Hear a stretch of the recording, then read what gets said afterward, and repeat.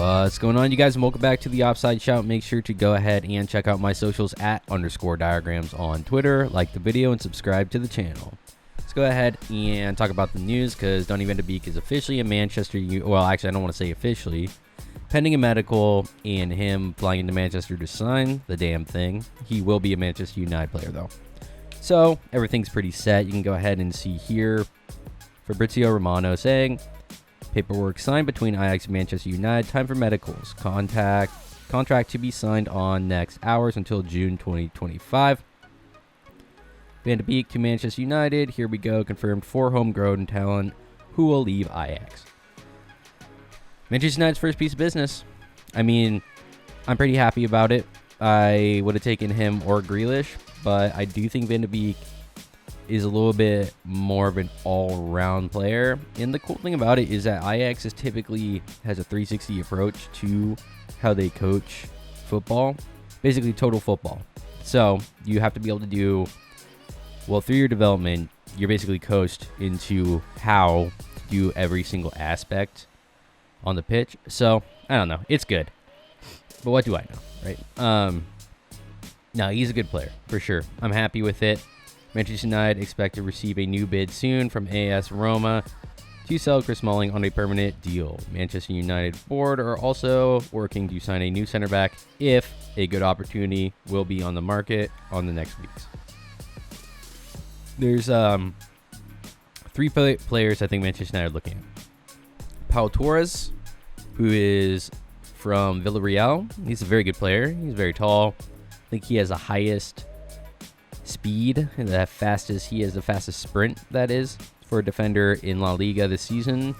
You have Benoit Badiashile, or I don't know if that's actually how you pronounce his last name, but he's another one. He's 19. I like him the most. He's not necessarily, I mean, he's definitely not the fittest article, but he's a fantastic player. He's absolutely massive, like Van Dijk sized, and I could see him being in the World 11 in the future. I mean, obviously that's a massive call, a little bit of a hot take, but he's a great player, and I would definitely like to have him at Manchester United. Then the third option would be Upamecano, but I'm going to go ahead and just leave that one because I think that one would have to be next summer when his release clause is activated.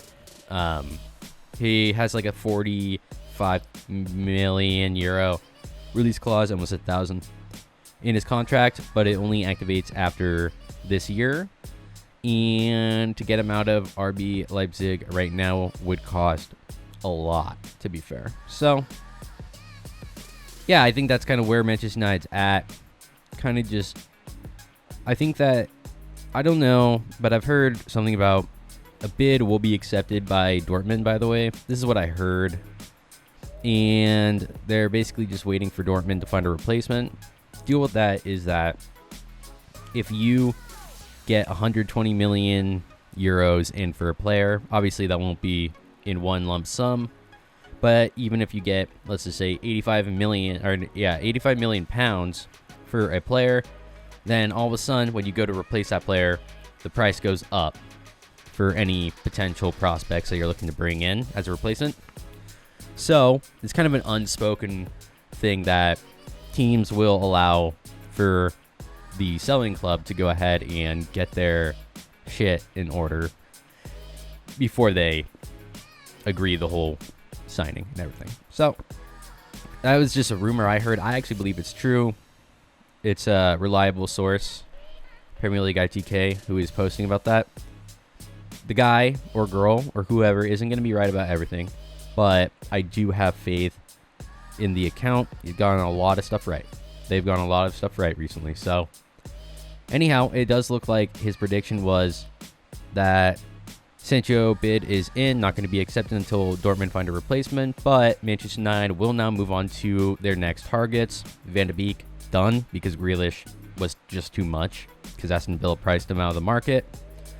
And now a defender, which is also what he said, Upamecano. I don't know. It might be Solskjaer's number one choice, but I don't really see it happening. So I think Manchester United will go ahead and find someone a little bit more affordable. I know people want Upamecano. Just don't think it's going to happen. So, Badiashile and Torres. I think Torres has a 50 million euro release clause. I think they might be looking at Badiashile or maybe another player that I haven't heard of yet.